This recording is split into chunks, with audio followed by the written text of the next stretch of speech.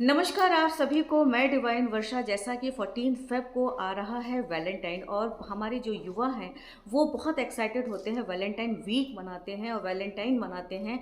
पर उसके पहले मैं एक चीज़ कहना चाहूँगी कि क्या आपको पता है कि प्रेम का मतलब क्या होता है।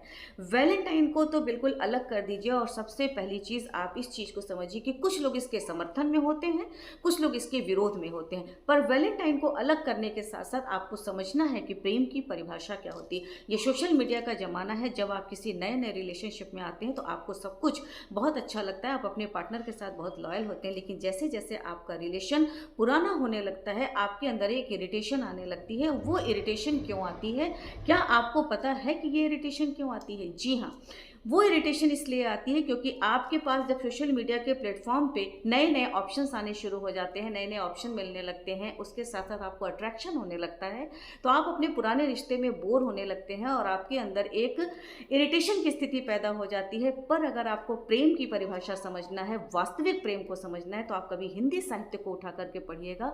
उसमें आप श्रृंगार रस के बारे में अगर आप पढ़ेंगे तो श्रृंगार रस का जो स्थायी भाव है वो रति है, और श्रृंगार रस को दो भागों में विभाजित किया, संयोग श्रृंगार और वियोग श्रृंगार। संयोग श्रृंगार का मतलब कि प्रेमी और प्रेमिका का मिलना, संयोग श्रृंगार। और प्रेमी और प्रेमिका अगर एक दूसरे से दूर रहते हैं तो वहां पे विरह की स्थिति आती है, वो होता है वियोग श्रृंगार। और वियोग श्रृंगार में अगर प्रेम को समझना है तो उर्मिला के विरह वर्णन को आप जरूर पढ़िएगा, क्योंकि राम को 14 वर्ष का जब वनवास मिला तो सीता तो उनके साथ गई, पर लक्ष्मण के साथ उर्मिला नहीं गई थी। और उर्मिला के विरह में जो प्रेम था, उनके वियोग में जो प्रेम था, जब आप उस प्रेम को समझेंगे, उस प्रेम को जानने की कोशिश करेंगे, क्योंकि हिंदी साहित्यकारों ने बहुत सुंदर तरीके से प्रेम की परिभाषा को परिभाषित किया है। तो प्रेम की परिभाषा को परिभाषित कीजिए, अपने अंदर उतारने की कोशिश कीजिए।